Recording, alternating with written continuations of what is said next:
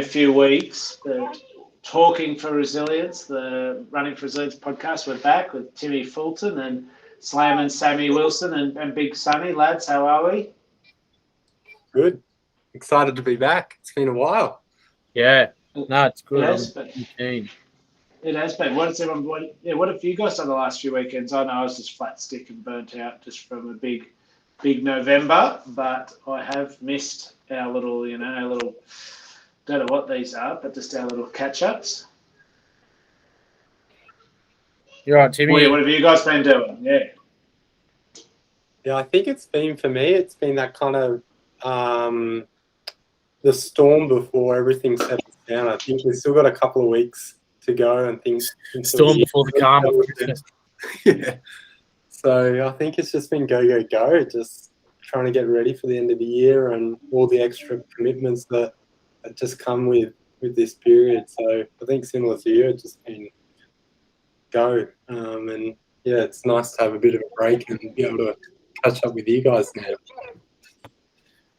Yeah, I was going to say, that GIF on the internet of Narcos when the cops come and take all his shit and he's like standing in his pool, just like his pool's empty, just staring into space, and it cuts to him sitting on a chair, just sitting there staring blankly. That's what I've been doing without this. Just nothing. Just sitting on sitting in an empty pool. Yeah, just staring blankly into space, mate. Nothing else going on. But you had a massive run the other week. Yeah, 60k run. What do you? And is that your Airbnb getting that sorted? Oh, that's been sorted for a bit, but I had people book today to check in today, so that sort of fucking turned me day's plans on its head a little bit. But just normal shit, starting to settle down here too. Ease into stuff, figuring out how to look after him, and he's getting a little easier, and so it's good. I'm like I was saying, I'm excited for next year actually to just fucking, I don't know, not have all the stresses I've had this year. It's been pretty wild. So I feel you. So today I had two ideas. One, like I just want to talk about ChatGPT, get Timmy's take, and let's have a little play with it. Or we can get our spreadsheet dicks out and start comparing them and start chatting about that. Sammy and I have got something we want to share with you, Timmy. Oh, cool. Maybe we can talk with that. I think there's probably a fair bit to unpack with our spreadsheet conversations over the last 2 weeks. Yeah, righto. Well, Sammy, do you want to kick it off? Yeah, with what? Our little idea this morning that we were chatting about. So I suppose when we first started talking about spreadsheets and the tracking of the keystone habits, as Breening likes to call them, and then you were saying that you could grab the data from other apps or whatever, like your Strava or whatever. I sort of had a thought, and I think I mentioned, I was like, there's something bigger than this here, I reckon. Like Benny was saying, like, an R4R check, like spreadsheet checklist sort of thing. I was like, there's something more. Like, I reckon that you could make this bigger. And I think I mentioned a couple of things. And I was saying to Benny this morning, like, what if like Alfred was a more than just tracking food? Like, what if Alfred was like a health tracker? You tracked every aspect of your health with it. And I don't know, as an example, the calorie tracking could be the free component of it, like in Strava. You can get Strava, but if you want the extra data, you pay the yearly fee, and that was my idea. And then sort of like, well, what if you could track your sleep or just input all your sleep and then whatever. And you could even figure out some algorithm to give you a daily score once considered everything. You know what I mean? Just kind of brain farting. And then Benny rang me and said, what about this? And had sort of grew on it a little bit. And because I was only just fucking sort of thinking, and Benny's like, let's do it today. So Benny can probably expand a little bit from there, I guess. But just sort of an idea of how to help people efficiently track the fact that the habits or the metrics that they deem important to them and what they're trying to achieve and maybe what they're struggling to achieve, and how to help automate and sort of make it a bit more efficient. The essentially, yeah, I mean, doing it for people who don't have the time to do it, So we're basically a service or a subscription service where we can create this spreadsheet for busy dads or just super busy people who aren't tech savvy. So Timmy, you would not be a great person because you've got a very massive spreadsheet weighing that you're not sharing. But for people with little spreadsheet weighing, it'd take him too long to rope it in. Yeah, but for people who aren't good with spreadsheets, because I wasn't good until like working at KPMG, and just the thought in it just all seemed a bit too much work learning how to do conditional formatting. But I really think there's a service that, like Sammy says, bigger than Alpha. And tracking your food and exercise is it's a big part, but it's only a part of tracking everything that impacts how much energy you have. And so we thought, like, you could easily just set up a Substack we just thought trackmyenergy.substack.com, where you could get the domain. And for a monthly subscription, you would get like you'd get a 15-minute or half-hour consultation to like help create the spreadsheet for the person. And then they get weekly check-ins via messaging. Like one of us would log in and give them feedback to keep them accountable. And then like you have monthly check-ins as a group, like where you share, look, this is what I'm doing, and ways of keeping each other accountable to track everything. And then there'd be weekly newsletter like called Meet the Trackers. So exactly like Meet the Runners, it'd just be Meet the Trackers, and just creating this community of people who are trying to track the stuff that gives them energy and keep each other accountable. And like Sammy and I was, mate, because I did last year, I had the idea like, I could, why don't I try and set up a PT business like for Alfred? I was like, trying to get some extra revenue in for Alfred. And so I wrote an email saying, hey, everyone, starting another Substack where it's $49 a month and I'll do one run a week with you. Now, that was way too less and the numbers didn't add up. But by the end of the day, I had 2 paying subscribers. And then they both referred me another one each. But then suddenly I couldn't, like, those numbers and the economics and the time didn't work. But the point is the experiment. By the end of the day, I had money coming in. Yeah. And Sammy and I were thinking, when you create the Substack free, when people subscribe, they get sent a form, a Google form that's free, asking questions like what they want to track. We use that information to sort of create the rough template of a spreadsheet, or we have a templated spreadsheet that we just make a couple of little tweaks. The person gets a 15-minute chat or a half-hour first, whatever it is, chat, get them to let them decide what they want to track. And then each week it's like checking in, we log in and just leave a comment saying, good stuff, or have you considered maybe track this instead of this or whatever. Like, you still want to give them ownership of making their own spreadsheet, but basically just building the community of all these people trying to have more energy. Yeah. And also, I think if you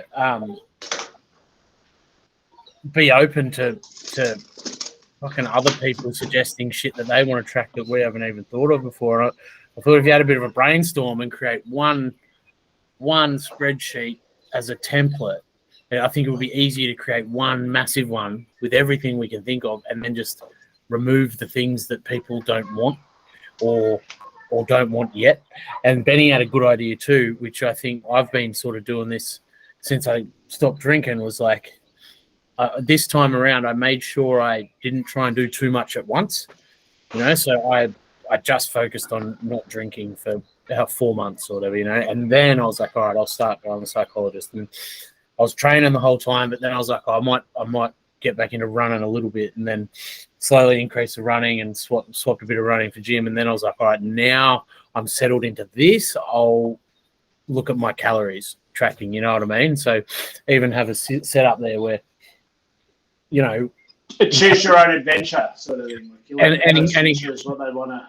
But encourage, I suppose, like the way I would want people to perceive it would be like, this is about making permanent change to the way you live every day. So it's like you just want to bring in one new thing, work really, really hard on that one thing, so you get really good at that one thing until that one thing is really easy.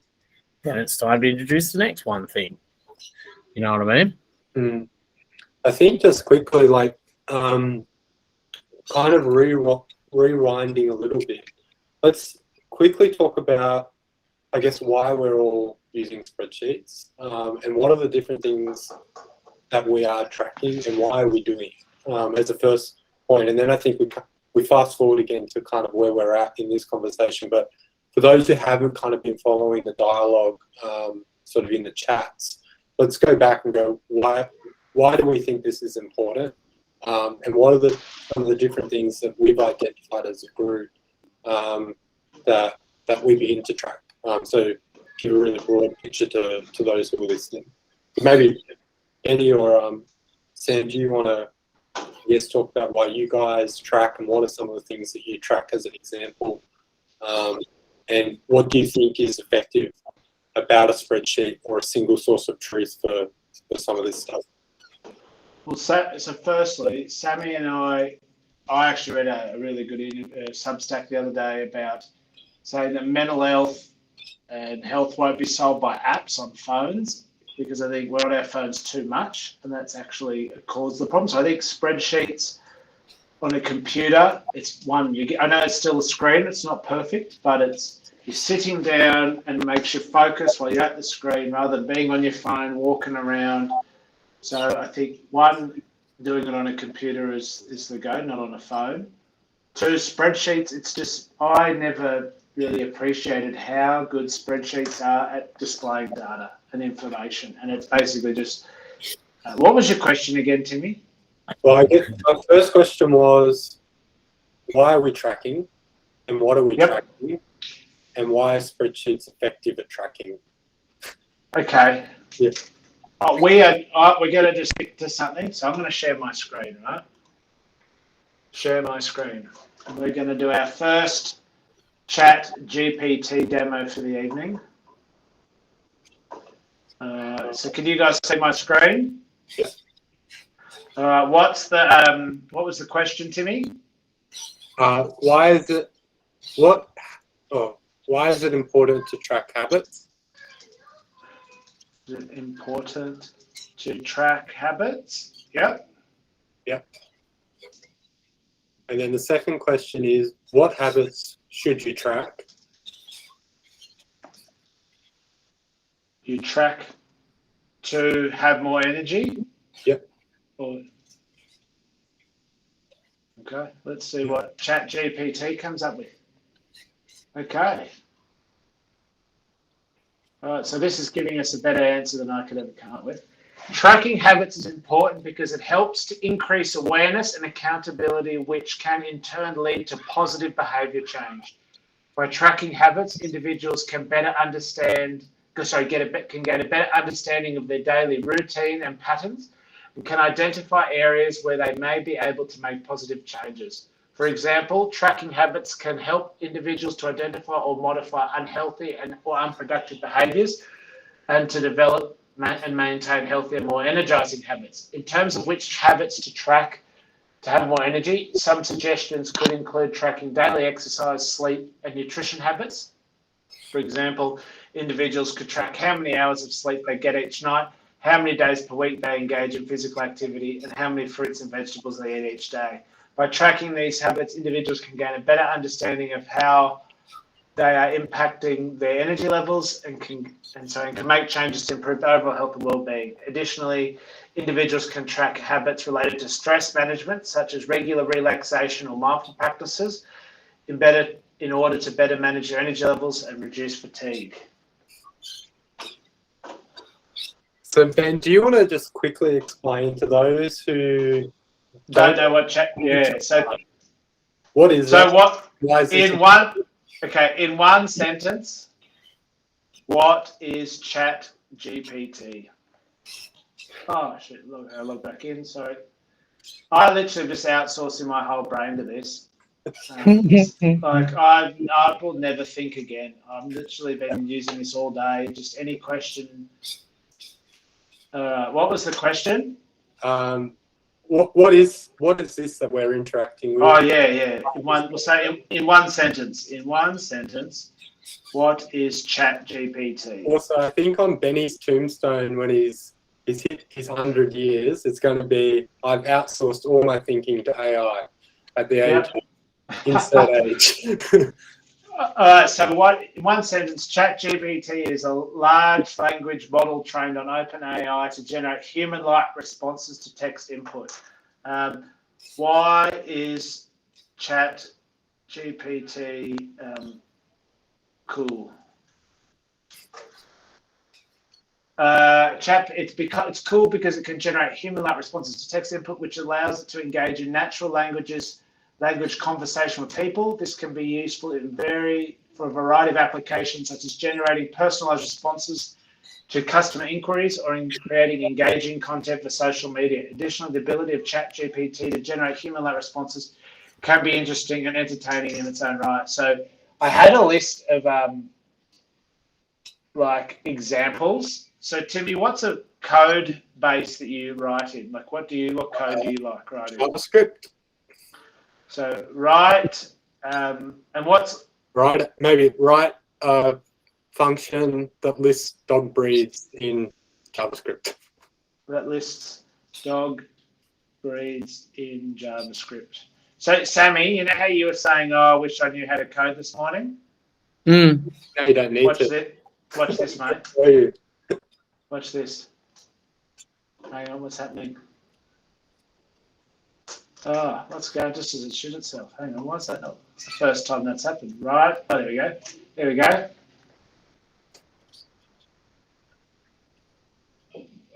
This is pretty incredible.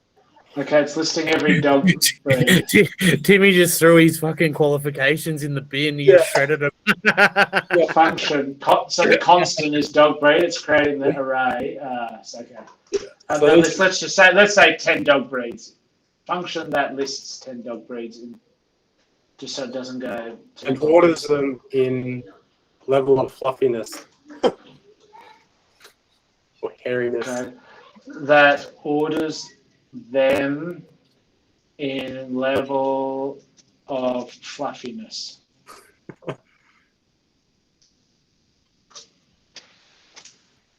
right. So what we've got here, we just got a function and then a for loop. Yeah. So what that is doing is the let I is like the increment, and so it's going to increment through that array that it's just created, and the console log is going to push it into the console. So here we go. This function creates an array of dog breeds ordered by fluffiness, then uses a for loop to print the first 10 breeds to the console. You can modify this function to meet your specific needs, such as printing the breeds to the screen instead of the console, blah, blah. Okay. Pretty much it doesn't even need me to explain it because it's going to explain it anyway. Yeah. And then we go in JavaScript, write a function, or hang on, write code that takes user input and creates a spreadsheet to track their energy habits.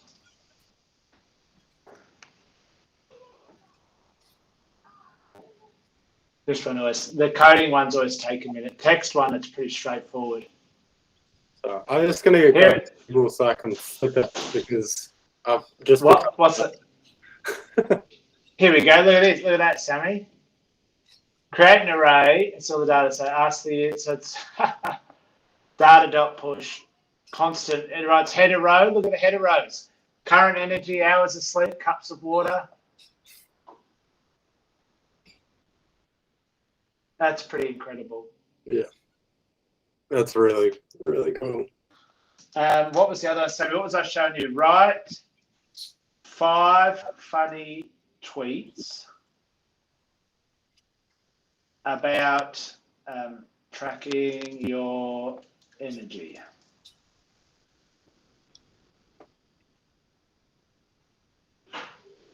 It's going a bit slow now. I wonder how well that code works. Like, I'd love to test it out. Oh, here we go. Ha! Just spent the last hour tracking my energy levels, and now I'm too tired to do anything with that information. Just tracked my energy levels and found out I have the same amount of energy as a wet noodle. Time for coffee 4. Anyway, so yeah, the sky is that. What I wanted to do was like write a 500-word blog about how average Joes can use ChatGPT at work. Oh, and give examples. Sorry. Cancel. Sorry. Bugger. And give examples. So,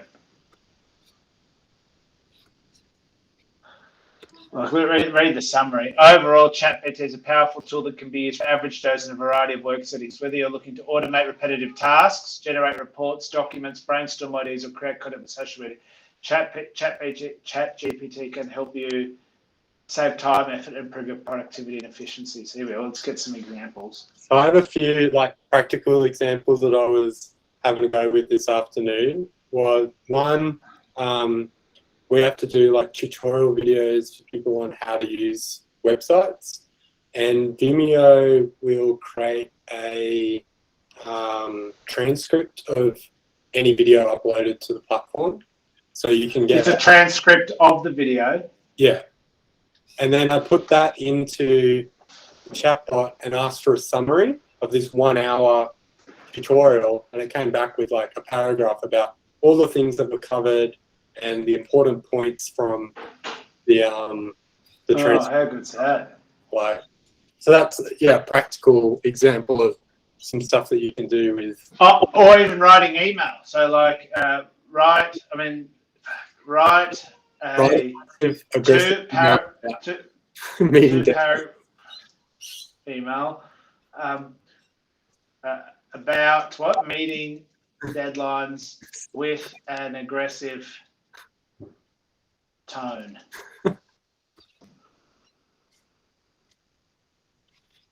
I've already done some work today using it. I had to write a template, like a couple of templates, like work emails, and just boom, here we go. Look at that. Dear son, I'm running to remind you of the deadline for project. It's rapidly approaching and I expect it to be completed on time. I understand that you're very busy, but please understand that this deadline is non-negotiable and I expect you to prioritize this task and make sure it is completed as required. If you're unable to meet this deadline, please let me know immediately. I'm never going to write an email without doing this first ever again. I'll be expecting handwritten letters from you, Ben. So just AI emailing me. I asked it before to the neighbor next door. No one lives there, and they're struggling to sell their house. And I reckon it's because the yard's fucked. It's not lived in. It looks haggard. But she reckons my dog broke her fence, and it's affecting her ability to sell the house. It's like, your house is a shithole, mate. Like, that's why. Anyway, I was like, write a passive-aggressive email to my next door neighbor who's accusing my dog of breaking her fence. And what did it come back with? I can't remember now because I did it on my phone, but it was fucking like it was perfect. It was like just the right amount of like bitchiness in it. You know, but that's what you always go right to. Like I always tell it the length, like one paragraph or two, whatever. Yeah, Give it. Say write X length message to or email, blah blah blah blah blah, and then you get it's. Mate, this is the biggest time-saving tool thing I've ever seen in my life. Like I can just see, I'm going to be doing about a whole week's work in about 2 minutes. Yeah, it's It's a game changer, mate. It's I'm gonna save it to me favorites now and just try and I think it'd be one of those things where you just like write a sticky note, stick it to your screen saying, try and implement it wherever you can and eventually you'll be like, that'll help me with this and that'll help me with this and that'll help me with this. well, I read a few articles that like it's the first thing Google's actually like the first thing that could challenge Google for search. Wow. That it's the first time Google's got a competitor for search because people will just ask it the question and it gives better answers than Google. But I guess, Timmy, for the listeners, you're our resident tech whiz. Can you give a bit of we won't ask ChatGPT, we'll ask you how does all this work? Yeah, I think it's mind-boggling and way beyond sort of anything that we touch at work. But I think with these AI algorithms, there's a few different models to how they learn. Obviously, they need huge data sets in order to begin to create understanding. And so typically what they'll do is you can have an AI engine that sort of has intervention in terms of helping the AI to understand what to do. So a really good example of that we spoke about in one of the previous episodes where a lot of AI engines at the moment are trying to learn how to drive cars. And so that's why when you're filling out a form, Recatch, but that's the you lights. often get a picture asking you just to describe what's in each tile. And so that's an example of teaching an AI. It might be like going, this is what the AI thinks in it, and then you get a user input that says, yep, that's what's in it, or no, that's wrong, and then it will go back and try and learn. The other, I guess another model of AI is where you have a very defined kind of list of rules of how to play a game. So, for example, Monopoly has set rules, and what you end up doing is iterating, like you have bots that will sort of iterate over the game millions and millions and millions of times until it's completing as many objectives as possible. And that's what they call like an evolutionary AI. So it learns when it's not meeting the objectives, and then just kind of keeps culling. Well, it has the thumbs up icon next to the text, and they want you to, like, if you're really happy with the reply, you will get what you get. Yep, thumbs up. Yes, that would be an example of like intervention model because you've got someone coming in and telling it whether it's correct or not. Whereas these evolutionary AIs, sort of like you, from my understanding, you set rules to the game, and then it just figures out how to meet those objectives. So you might have like 10 AI bots at start, and whichever one gets closest to the objectives, you then respawn it and kind of keep iterating over and just culling the ones that aren't meeting the objectives and respawning the ones that are closest to the objectives. And you do that millions of billions of times until it becomes really, really effective. Well, and that I don't know if you watched that video, the Nick Crocker one, where he talked about like saying no to opportunities. And so I fall in the trap of I struggle to say no, and he said to write a few templates for saying no, like template emails. And so I did ChatGPT. I said template, short email template for saying no to opportunity because I'm too busy with working kids. Bang. Two templates, book, like slightly different, but the task done. Took me 10 seconds. Like, yeah. And that's what this is these sort of chats and brainstorming sessions. I just see that this sort of technology is going to change the world, right? Whether we like it or not. We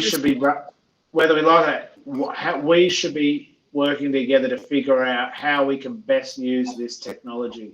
Like, for our advantage. I mean, you might still have a career, Tim. You could become an AI. With your mathematician dad, still become an AI engineer. But Samo and I, we're up shit creek trying to become AI experts.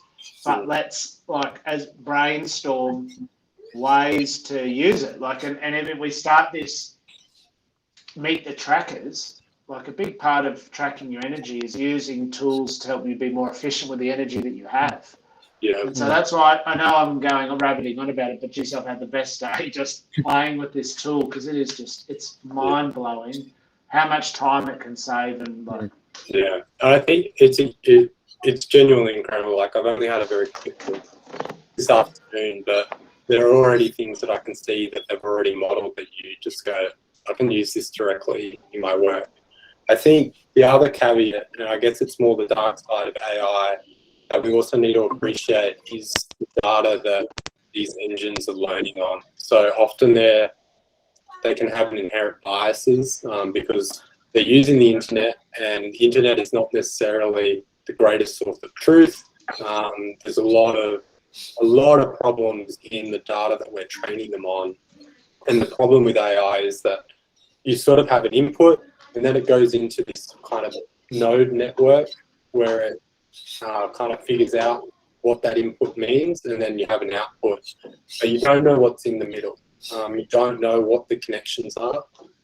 And so I think that's going to be one of the important things to kind of balance up. I think for some of the direct tasks, like what is this code saying, or write me this code, then there's sort of not, I guess, any ethical or moral problems with that. But when we start asking it more questions about morality or ethics or understanding data, we've got to appreciate that, like, the internet is unfortunately very, like, male, Caucasian, European, like, influenced. And going, if we give up our thinking and outsource our problem solving to a data set that we don't fully appreciate and has these biases, is that a problem? And I think it's a problem if you're not aware of the biases. If you're blind to them, but they do talk about, like, on the homepage, they say some limitations and that there is some bias in the data. So they're like pretty open and transparent about it. But I showed Sammy before, I wrote like, write email to boss telling them to get fucked and I quit. And it comes back, goes, we cannot do this. This is not appropriate way to talk to your boss. We suggest you raise an unprofessional. We suggest you raise this in a constructive manner, blah, blah, blah. Oh, I laugh so hard. But I'll show you one other, like, last little idea for, like, lastly, sorry to bore you guys.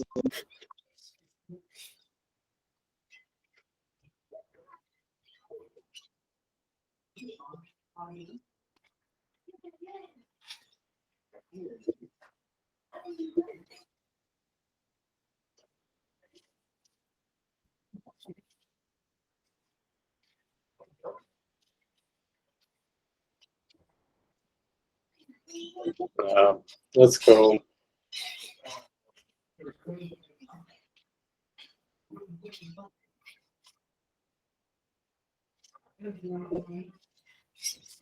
That's mad. Yeah, I think what was interesting was I think this afternoon I put in, what are some of the most important things that people need to do but don't I do? lost you. Sorry, folks. You there? Yeah. Can you hear us? Yeah, just leave the headphones out. Sorry. Can you see me? Yeah. Can you see that checklist? Yeah. What? Let's try and get one more example. Sorry, I just love playing with this. What's your job, Sammy? What do you do for work? I supervise a spray seal crew. Right. So write a weekly checklist for a busy dad. Weekly work checklist for a busy dad who is a what? Just write sprayed, SPRAYED. Seal, SEAL. Sprayed and No, just sprayed seal, not take the end away.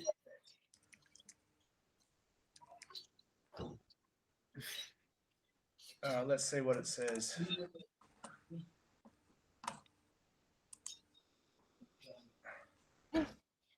Might have stumped it. I'd love to know how close it gets to whatever your work checklist is.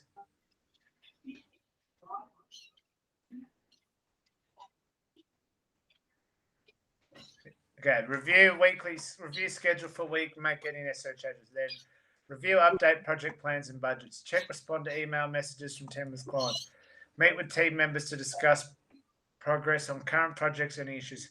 Conduct inspection of completed work to ensure quality and compliance. Order materials and equipment as needed for upcoming projects. Attend meetings with clients, other stakeholders. Plan and schedule training and development for team members. Conduct performance evaluations. Set goals. Bloody hell. Not bad. Is it close? You just got to put in there, write your blogs while you're at work. Yeah, okay, let's go. Let's put who loves to write his blogs while at work. Let's see what it's. Oh, this will be so funny if it has write blog in it. It'll probably suggest I work through lunch or something. I just love it. There we go. Set aside time to write and publish blogs. It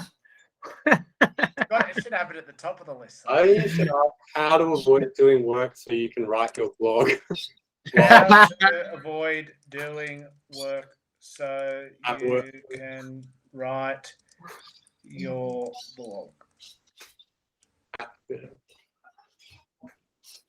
There were so many funny examples. Like there's someone like I was seeing on the internet today because it got only released a day or two ago. Someone had like a limerick for explaining physics. Like, here we go. Prioritize your tasks. Use a Pomodoro timer. Delegate tasks to others. Take regular breaks. Set aside dedicated time for writing your blog. Use these strategies. You can avoid getting bogged down in your work and instead focus on your writing. It's important to keep in mind that finding the right balance and working on activities such as writing your blog is key to maintaining your productivity and well-being. Fuck. Hey, you know it'd be interesting actually. What? Give me another one. Chuck in there, right? Person with ADHD.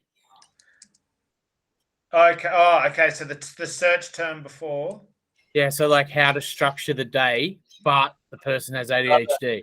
How to structure the day when you need to do this and this and this, but the person has ADHD. Well, tell us the sentence. How to structure a working day. No, I meant like for the previous one. Oh, how to avoid doing work or how to No, like the one that gave the checklist, right? Oh, but then add in that the person in question has ADHD, and I want to see if it suggests how to write a weekly checklist for a busy day with ADHD who is a spray sealed supervisor who loves to write his blog while at work instead of doing work. Yeah. And if Sam's employer is watching this, obviously all of this is hypothetical and for the purposes of entertainment only. Yeah. Okay, so it's pretty same answers until set aside time to write blog. Use ADHD specific strategies to manage prioritize tasks, such as breaking down tasks into smaller, more manageable chunks, using a planner or to-do list, and setting reminders and alerts.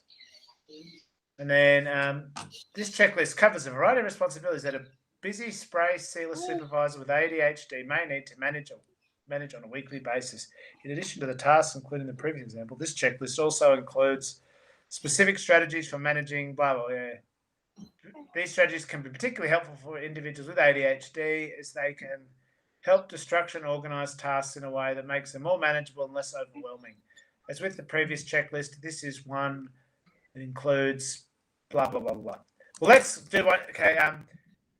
So let's break down one task. What's a big task at work, Sam, that you have on your plate at the moment? I could probably have one dinner. Is he there? Oh, I can't see it. I reckon Let's break down. I want to see if we can break down like a big task you haven't worked, Timmy, into like.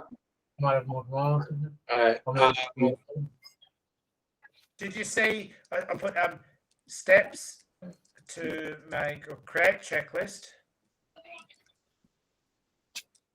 for making Canberra suicide free by 2033.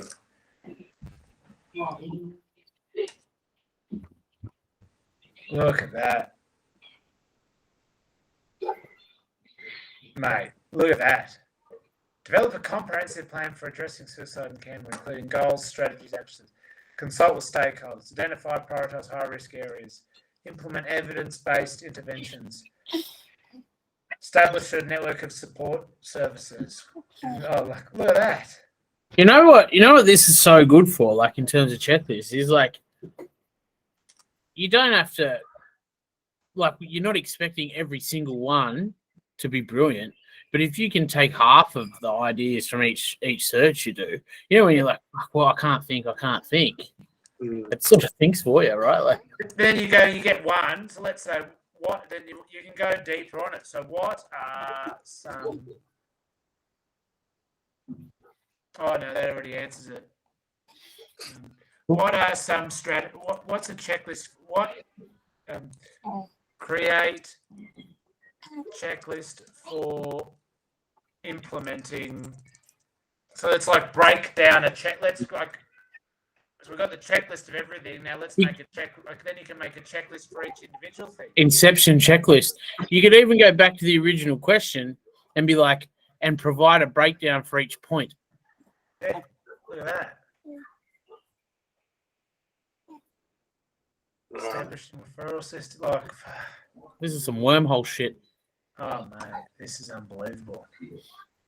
Benny's not going to see his family for a week. Oh, they're just there. They've been giving me grief all day. That's all right. He can make a checklist to figure out how he can fit in family time while on ChatGPT. on the chatbot. But anyway, I just think that's the most fascinating tool that's ever been created in my lifetime. I'm definitely going to have a good look at it later for sure. Just like in terms of making work easier, I think I can see a world where like you just like not even far away, where like you get an email through and it's read out to you, and you just speak back at your computer and say, reply. Just tell them I'll be there 15 minutes late. I'm stuck in traffic, but make it sound better.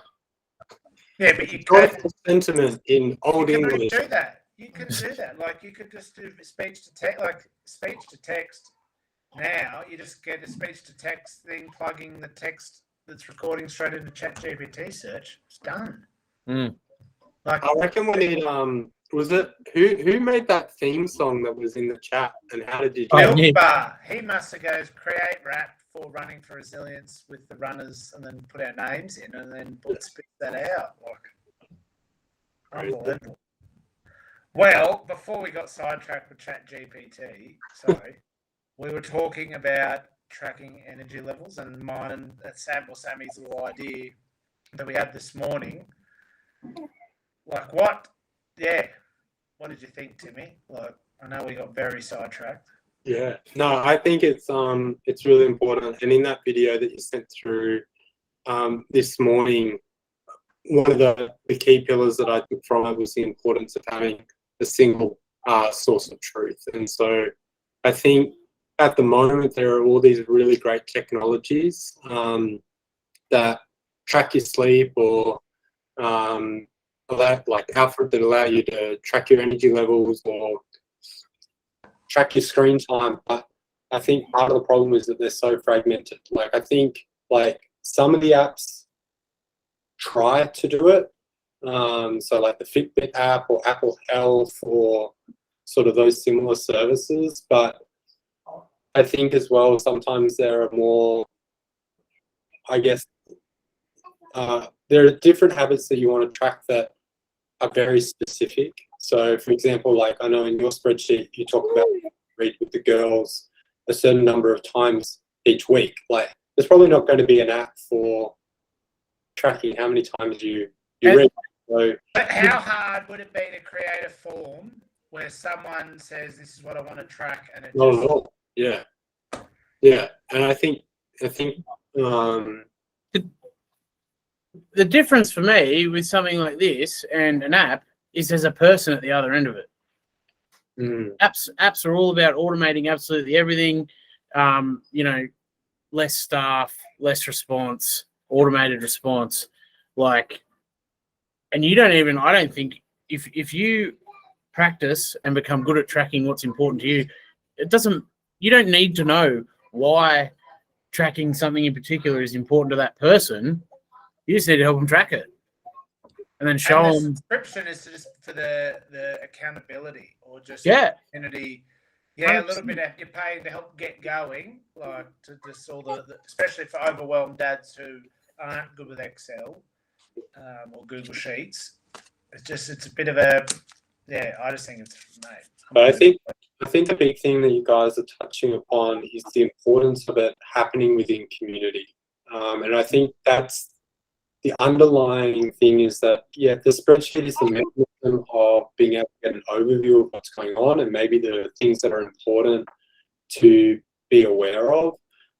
But ultimately, the effective change, and it's what I think we believe at Running for Resilience, is that change and resilience happens in community, not in isolation and not in solo. So I think we've even seen that in the last couple of weeks of where someone had an idea about tracking or someone was already tracking and then everyone else got around and I was like, oh, I can track and this is something that I'm going to track, and then somebody else is like, oh yeah, that's really great, I'm going to add that to my sheet. And it's that community that I think makes it effective. And the reason why the community is belief spreads through the community. So I saw Sammy and Brainy doing, I don't know if you did it first, Samo, or you shared your whiteboard.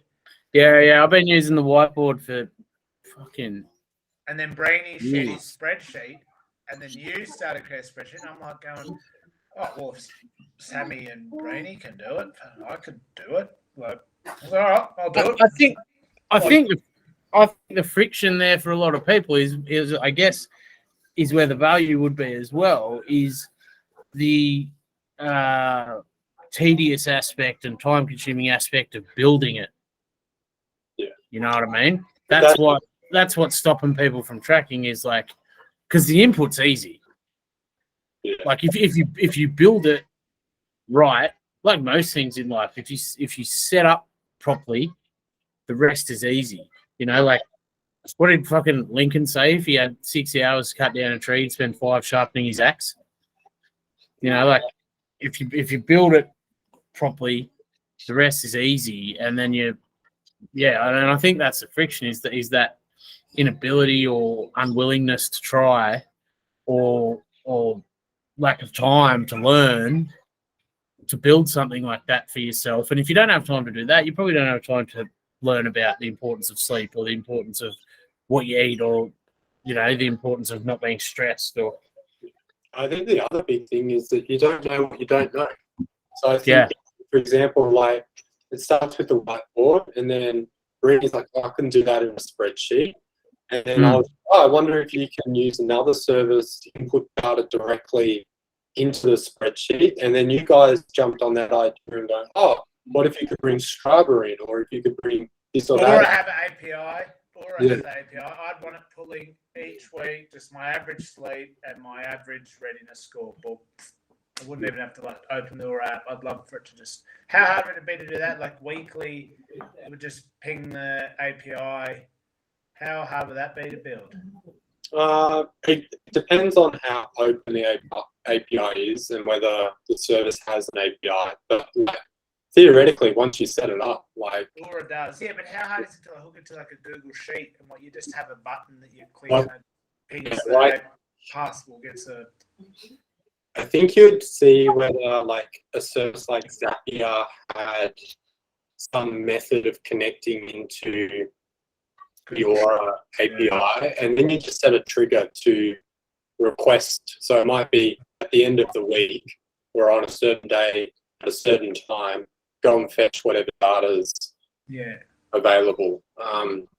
So I think the big thing will be trying to make the process simple, because all this stuff is like, it's easy to do when you're building a custom website, but that's not probably the solution for like. No, you just open a Substack site, track my energy.substack, and then because it can connect straight with pay, everything's done. And that's what I did with the Train with Ben thing. And because I went to my mailing list and I just filtered by the top 50 of my readers by views. So I just sent an email just to them saying, hey, got this idea, I'm going to start a PT service, and then with a link to the next Substack. And then later that day, within an hour, 2 paying subscribers. And so, like, it'd just be so easy to set up, and just even like so easy to set up. I think. And then I was saying, like, we get an article in the Canberra Times very easily in January about this, like unbelievably easy, an energy tracking system service, because this is lines of what we're trying to do with Alfred. Like Sammy and I were saying, if someone gets a subscription, they get an Alfred subscription as well.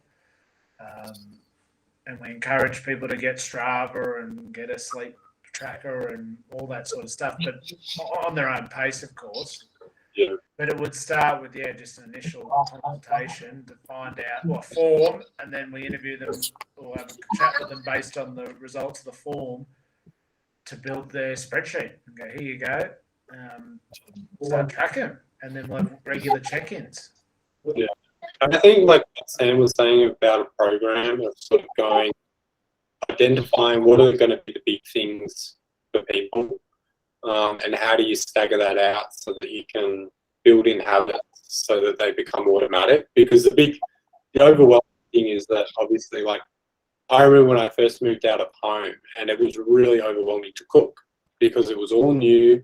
And it was like, I don't know what I'm doing, and this is using so much brain power because I'm having to think through every single thing.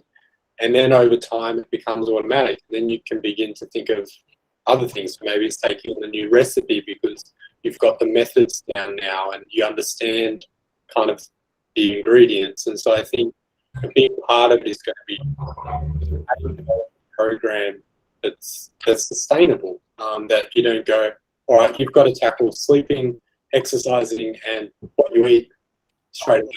Like, it's going to go. That's what people do if they're off their own bat. They do that. But don't you think that's why people fail? Like New Year's resolutions last like 3 weeks because people go, I got to completely overhaul my life in straight away on the dime. And then it's like, you just burn out and give up because you're not seeing any change. It's like I was saying with my sobriety and stuff. Like if I had tried to tackle the kind of psychology stuff I did after 4 months, like in the first month, there's no way I would have stayed sober. It was like way too heavy,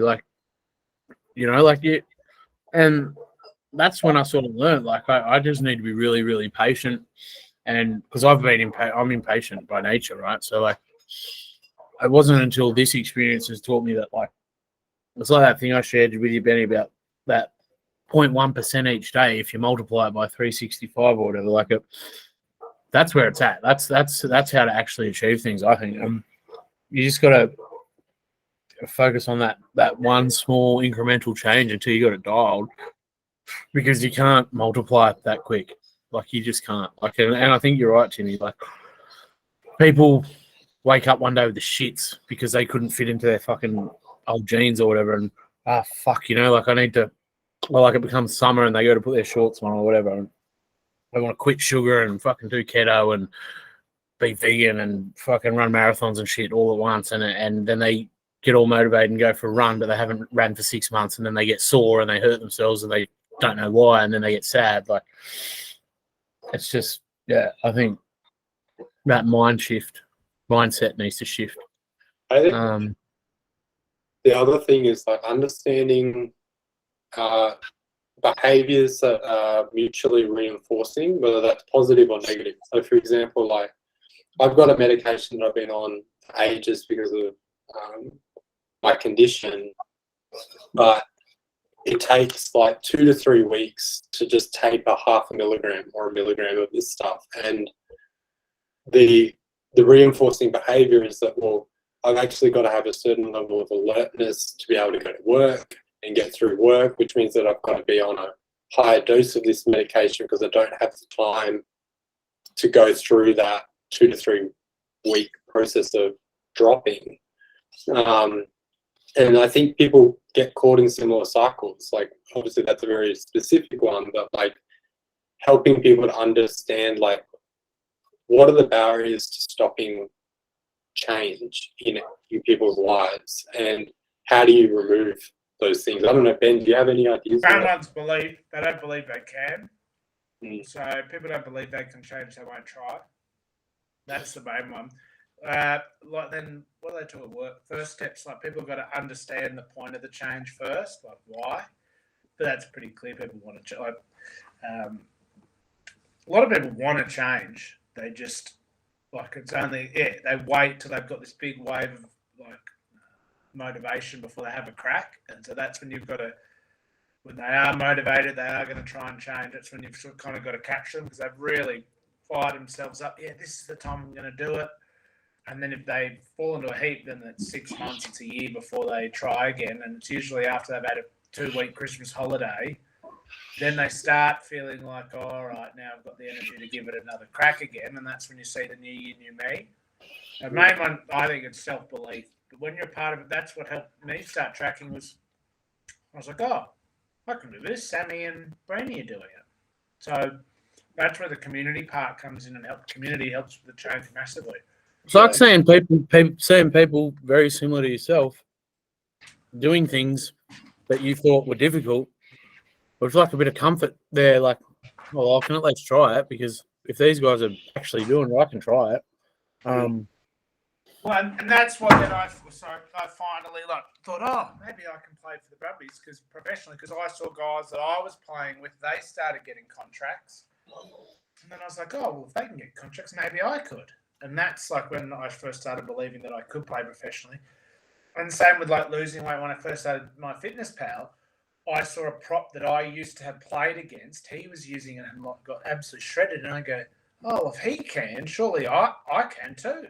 And so that's how like belief spreads through community massively. Yeah. That's the main one. That if people like see you changing Sammy or you changing Timmy, and they go, oh, Timmy and Sam, she's there looking good. She's there full of energy. The people will go, well, if your mates will go, if Sammy can do it, I can do it. Or if Timmy can do it, I can do it too. And then the people that they know see them change, and then they go, oh, well, if she's Timmy's mate, if he can do it, I can do it too. And then the belief just keeps growing. Yeah. I think as Timmy suggested before, like tracking it forces you to be aware of it. Mindful of it. And I think that's such a massive thing. Like Benny, you talk about being mindful what you eat. And I actually picked something up at Woolies, a Savo, just before this, and I put it back because I was like, oh, that's not worth it. Like, way too dense. Like, it's just that mindfulness. Like, and I wasn't fucking sad or disappointed. I just chose something else, like that I thought was equally as good. But I think just like presenting it to yourself in a way that's not fucking terrifying. Like because you can eat it if you want. It's not like you can't eat it. You just go, I just feel like, man, just feel like 100%. Like for a moment, I thought, oh fuck it, I'll get it. And then I was like, and I didn't not get it because I was like, you wake up fucking obese. I didn't get it because I was like, there's probably something else here that's a better choice that I'll enjoy just as much. Yeah, and a lot of people are really stressed, not happy, and then they'll make the poor choice to make them feel better in the moment. Yeah, that's the cycle they're stuck in. Yeah, and I think switch. As you guys are saying, like it's so critical having points of reference, and I think that was the really big thing that, like, if I remember really struggling with when I first got sick. It was like with a rare disease, like there are very few points of reference, and going, well, can I ever get better? Will I ever get better? Because there's no point of reference. And like that was, I think, one of the reasons that I think a lot of us are on this journey, like where we share a lot of our journeys very publicly, because I think what we're trying to do is create a point of reference for somebody else that we may not have necessarily had ourselves, and also to find other kind of like-minded people that, even though our journeys are all different, our points of reference is that we're all trying to be a better version of ourselves and to be mindful of who we are, and to be willing to move into a place of discomfort in order to grow. And I don't know, like, you guys go rewind, like, before R4R, were you as motivated for change or as motivated to develop and grow as individuals before you met this group? I don't know. Like, I was. It's just a whole lot easier to actually do it now with you guys involved, with you guys on my team. Like, it's just heaps easier. I'm getting from watching you guys grow, and especially like Samo, mate, how well you've gone since you. Like, I'm super proud that I've helped along your journey from when you were tweeting about your sobriety to there, seeing how well your Substack's go, mate. I get so much pride and energy out of thinking them. Hopefully, maybe I helped a little bit by nudging you towards Substack. That gives me a ton of energy. Yeah, no. On Timmy, sorry, mate. I just did one last ChatGPT, and I put in, tell a short story about a man named Tim with Sill's disease who overcame it and went on to help others. oh, what was its response? All right, I'll read it to you. Tim was a man who has been living with Sill's disease for as long as he could remember. Despite the challenges and the limitations of his condition, Tim always remained determined and optimistic, and he refused to not let his illness define him. As Tim grew older, he began to develop a deep passion for helping others who were also living with Sill's disease, just like him. He started volunteering in local support groups and organisations, and he quickly became known for his compassion, empathy, and understanding. Tim eventually decided to take his passion for helping others to the next level and enrolled in a program to become a certified Sill's disease counsellor. He worked hard to learn all he could about the condition and how to support those who are living with it, and he soon became one of the most sought-after counsellors in his field. Despite the ongoing challenges of his illness, Tim never let it stop him doing from what he loved. He continued to help others who are living with Sill's disease and became a shining example of what it means to overcome adversity and make a difference in the world.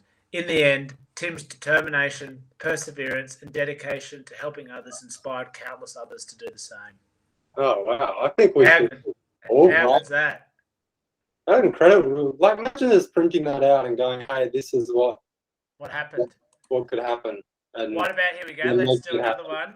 Okay, tell a story about a man named Sam who decided to get sober.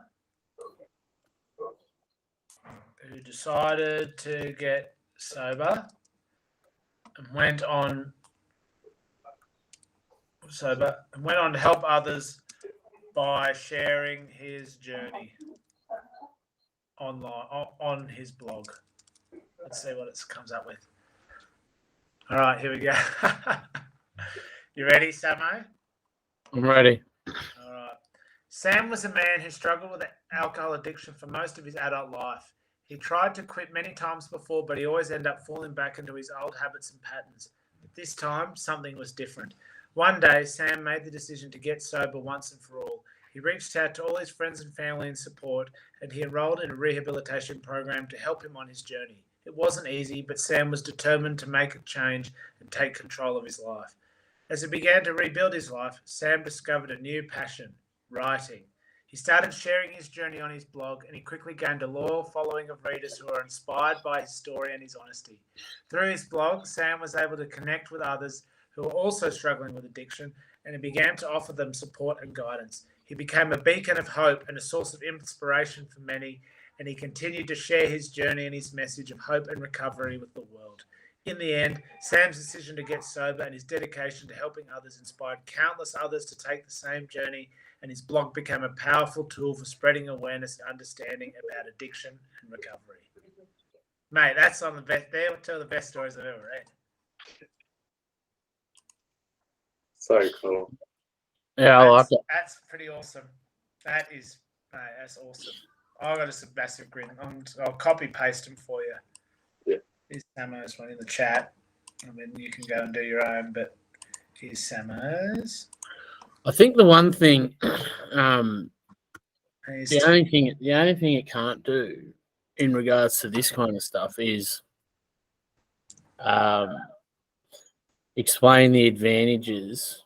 I mean, it could guess, but it couldn't answer the question of like, what advantages have you found from tracking XYZ?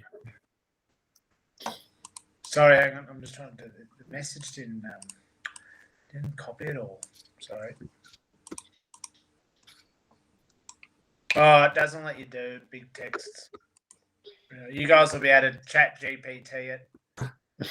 I'll send you what I just typed if you want to. But they're like, it's just so crazy how one sentence just, and it's just going to get so much better. Mm. Right, there you go. There's what I said. If you guys want to your own little short stories about your journeys, but that's like a blog, bang, like an awesome blog. Just I reckon we should all do a series of conversations with the chatbot. There's like a blog that's just what are all the random questions, like starting with one entry point and going like, you have 20 questions to ask this thing, where do you end up?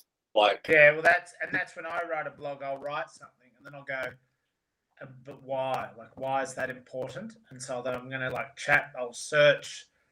Like, I'll just keep asking myself questions, like, and why, and then I'll put the question into chatbot, and I'll just see where it goes. And I'm gonna, I'll do a blog about, well, a chatbot blog. It's just anyway, yeah. I think you guys can tell I'm a big fan of it. yeah. But back to the energy or track my energy, like, what do you guys want to do about it? Sammy and I did I can email it to you, Timmy. We did like a bit of an idea, like a brain dump. Mm-hmm. But what are you thinking, Sammy? Like, is it something we want to give a try, or? Yeah, I mean, it can't hurt, right? Like, and I mean, it can evolve too, you know. Like, it doesn't have to be what it started as forever. If we believe that we can provide people with something that can help them, like, I think if it helps us, that's the thing. Like, helping us. Well, yeah, and it's like, I suppose the difficulty for me is like explaining how it helps, I suppose, but I could work on that. Just ChatGPT, mate. Just put it. Seriously, I'm not even joking. Just put it in.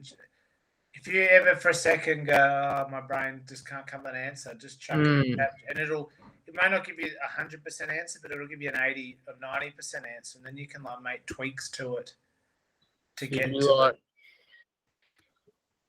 since tracking my sleep, nutrition, exercise, weight, and heart rate, I have noticed significant feeling. We're looking forward to you showing us your spreadsheet, Dong, Timmy. Getting out your massive spreadsheet, mate. I'll be working on it over the summer, don't you worry.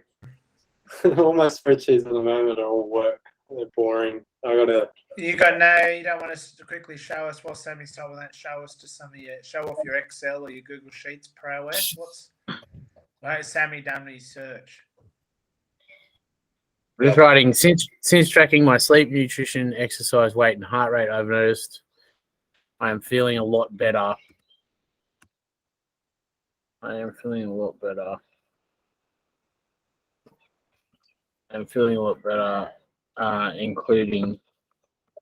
mentally. Right. An article explaining why. How many word articles? What, 500 word article or let's go 500.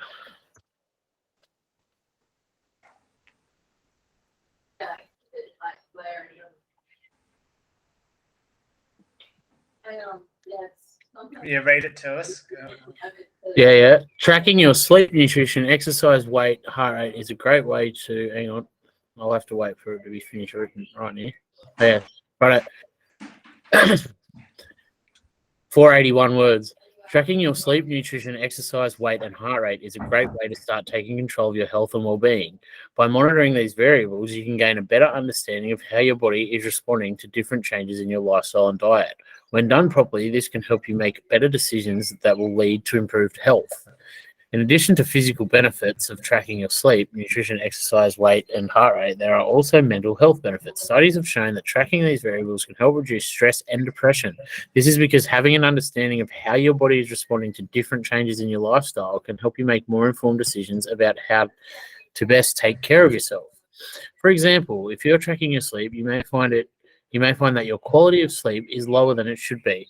With this knowledge, you can make small changes to your lifestyle that can help improve your sleep quality, such as avoiding caffeine late in the day and establishing a regular sleep routine. Similarly, if you're tracking your nutrition and exercise, you may find that you're not eating a balanced diet or that you are not getting enough exercise.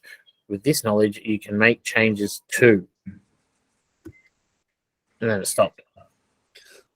I ran out of words, didn't quite get But it. it even that then like cued me to think, or you're not eating enough if you're underperforming. You know what I mean?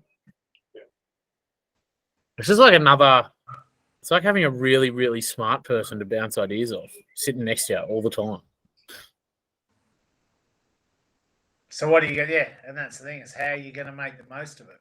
Yeah, That's use what it. Use it, right? Yeah. How are you going to... Don't be scared of it, because if you're scared of it, you'll get left behind. Mate, it is the most powerful tool to have been built in our lifetime. Mm. Especially for nuffies like us. Like Timmy's probably like, yeah, it's all right, but Yeah, Timmy gave us a rundown before. He's well blown too. Yeah, it's incredible. Like, I think it's been said, like, you kind of go in there expecting it kind of get these rubbish answers, and it's like, but it's curated research. The answers are considered. You know what I mean? It's not like they've just found the first article Google spits out and copied and paste. Like it's like read and considered, like by the looks of things, hundreds and hundreds of pieces of information, like then considered it and then found the specifics you've asked it to and then formatted it for you in the way that you've asked it to. Yeah. Like instantly. It's fucking insane. How it's going to save your brain. And like it's going to help people study. Like, imagine being. Oh, I've got another thing to show. Yes, hang on. I want to. Sorry, we're going to get back. Got study notes, I think, doesn't it? We got a demo. Sorry, I'm going to have to demo a couple more demos. Because you could be like summarize. That's what I was going to say. One paragraph. Name a book. Just name any book. Atomic Habits. That was in our chat. Okay, one paragraph summary of the book Atomic Habits. Bang. There we go. Yes. Atomic Habits is a self-help book written by James Clear. The book explores the concept of habits and how they can be used to improve various aspects of our lives, from health and relationships to our careers and finances. Clear gives that small, consistent change in our behavior can lead to significant improvements over time, and he provides practical tips and strategies for building and maintaining good habits. The book has received widespread acclaim for its practical and accessible approach to personal development and has become a popular resource for individuals looking to make positive changes in their lives. Now change it, add to it with brief summary of key learnings. Wasn't that? Yeah. Okay. Yeah. Give brief. I'll just say brief summary of key. Sorry. Let's say 1 page brief summary of key learnings from the book Atomic Habits. I think what's interesting about this is like. Can you guys see that? Yeah. One key learning is the book is that small, consistent changes in their behavior can lead to significant improvements over time. Another key learning from the book is the importance of setting specific measurable, achievable, relevant, and time-bound SMART goals. In addition, the book emphasizes the importance of accountability and support in building and maintaining good habits. He argues that having a support network of friends, family, and colleagues who can provide encouragement and accountability is crucial to staying on track and achieving our goals. Like what's another explain physics? What are the 3 most important habits to build in your life? All right. What are the 3 most Be good to your mother. important habits to build in your life? Start smoking. 1, exercise and physical activity. 2, healthy diet. 3, getting enough sleep. Do you guys remember, like, as kids, when, like, those toys came out where, like, it just throw up a random answer to something, or like the 20-question games where, like, it would guess what you're thinking based on 20 questions? Like, kids these days, like, we used to thought that was, like, mind-blowing, and now it's like you just have this open AI engine that will just Listen, so like, what about studying? Back in my day. Back in my day, we had Pong. So explain. This is like a study into what you were saying, Sammy. Like, explain physics to a 6-year-old in 2 paragraphs. Physics is a branch of science that studies the nature of matter, energy, and forces that affect them. It helps us understand how things move and interact with each other in the world around us. For example, when you throw a ball, physics helps us understand why it goes up in the air and then falls back down again. It also helps us understand why things like cars and bikes can move by themselves and why bridges and buildings can stay up and not fall down. Like, yeah, it's explaining physics to a 6-year-old. Well, it's giving us, 3, so let's say that's 2 paragraphs. Will you explain dark matter to a 6-year-old in 2 paragraphs? Explain dark matter. A black hole. To a what? A 6-year-old? Yeah. In 2 paragraphs. Dark matter is a type of matter that scientists believe exists in the universe, but we cannot see or detect directly. It is called dark matter because it does not give off any light or energy, so we cannot see it with our eyes or telescopes. Scientists believe that dark matter exists because they can see its effects on other objects in the universe. For example, they can see how galaxies move and how they are held together, and they can tell that there must be some invisible stuff holding them together and making them move the way they do. Dark matter is still a mystery to scientists, and they are working hard to learn more about it. Some people think that dark matter might be made up of special particles that have never been seen before, and these particles might help us understand some of the biggest mysteries in the universe. This is crazy. Like, I think just the breadth of what you can ask it. Like, we've asked it such random things, and it's gone from explaining dark matter to a 6-year-old to writing a checklist for a supervisor at work. Well, watch this. Okay. I want to create a startup, or business that helps people create a personalized spreadsheet to track their habits. What are the steps I need to take to make this a big commercial success?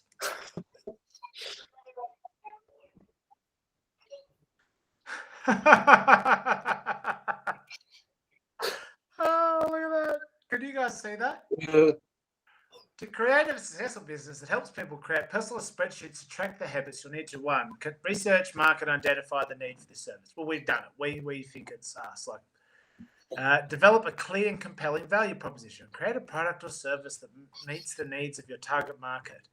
Develop a marketing and sales strategy. Build a team and establish systems and processes. Launch and grow your business. I just said to it, explain the 10 most important habits people can track on their own to monitor their physical and mental health and why they are important says exercise. Regular physical activity is important for overall physical and mental health. It helps to reduce stress, improve sleep, and boost mood. Sleep. Getting enough quality sleep is essential for physical and mental health. Poor sleep can lead to serious health issues, including depression, anxiety, and weight gain. And it says like nutrition, hydration, stress management, mental health, social connections. Having a strong social connection is important for physical and mental health. Social connections can help to reduce stress, improve mood, provide support. Goal setting. Setting and tracking goals can help to maintain physical health and mental health. It can provide a sense of purpose and motivation to stay on track. Self-care. Taking time for yourself to relax and unwind is important for physical and mental health. Self-care can reduce stress, improve focus, boost mood. Gratitude. Practicing gratitude can help to maintain physical and mental health. Expressing gratitude can help to reduce stress and improve overall well-being. This is crazy because these are not wishy-washy answers. They're spot on.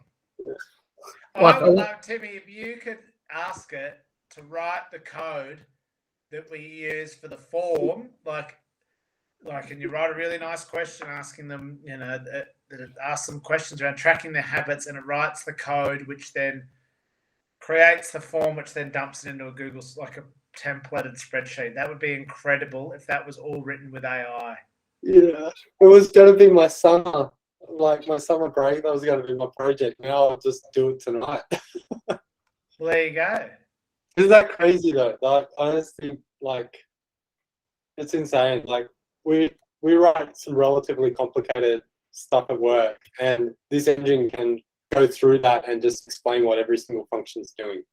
And mate, the thing is, this is free and anyone can use it. And the only way we'll get to stay ahead of like the workforce in general is that we become the best at using this tool. We know that many different ways of how to use it, because it is like we are going to war back in 1300, and now there's a bazooka or a gun that we can actually use. Like, I want to learn how to use it. I don't want to keep going to work, fight with a sword. I want to go to work with a bloody bazooka, because anyone can use this. It's right there, and we might as well, I reckon, as a group, just rip in and try and become as good as humanly possible using this tool for coding, for writing, for work, for automating stuff, and just being like, this is just the beginning of this tool. Like, us all as a group being on top of everything that this is going to be able to do, and like we're showing, do you know it can automate tasks and blah blah blah. Like, just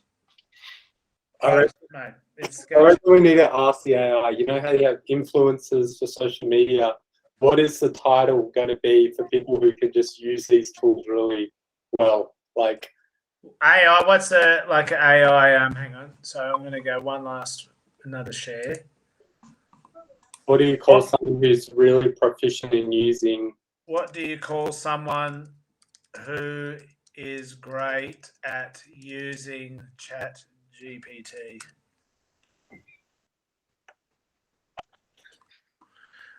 There's no specific term for someone who is great at using a chat-based language model. However, you could use a general term such as expert or pro to describe someone who is skilled at using this type of tool. You could say basically a chatbot expert or a language model expert.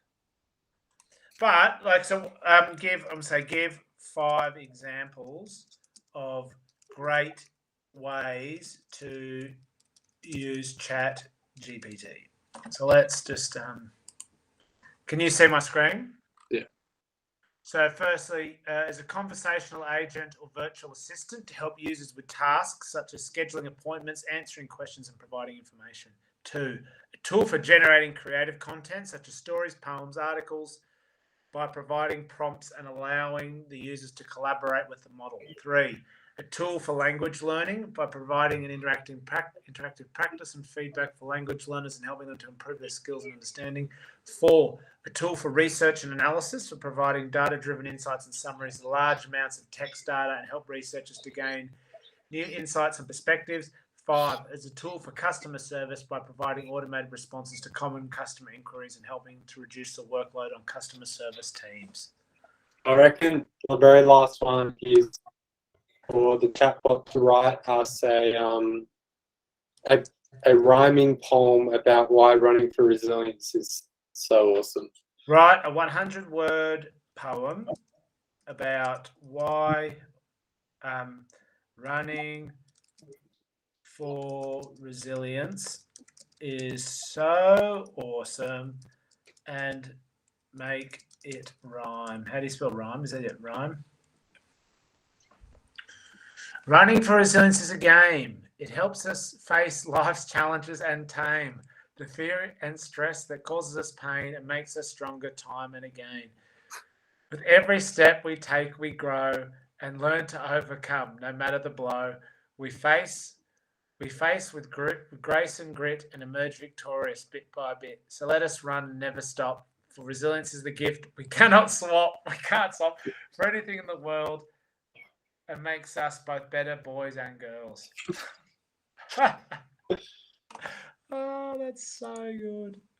This could literally just do like every kid's assignment forever, and like no one's assignment would be the same. But isn't that you don't need to be an expert? You need to be an expert in how to use this tool. That is the real competitive advantage going forward in the workforce. That's like people shouldn't. I don't reckon like kids shouldn't be learning like, you know, fucking super complex mathematics anymore. Right. You're not going to use it. Like it's people will like scoff at me saying that, but you're teaching someone a skill they're never going to use. It's like teaching them how to use abacus. Yeah, we didn't like we never got taught that because they knew we would never need to use one because we had, even back then, like, you know, entry level scientific calculators. Like, well, guys, I got to go. I could just stay on ChatGPT all night. I've done 90 minutes of just ChatGPT, but I'm looking forward to seeing what Timmy's coded up in the morning, seeing what he's done in, I don't know, start the clock, 12 hours, and you've got our MVP made, Timmy. Yeah, I got to clean the house, but Will you be able to get this made in about 5 or 10 minutes? Yeah, that's true. Seriously, can you do me a test? Can I put one challenge? Yeah. Do one Pomodoro timer, so 25 minutes. Yeah.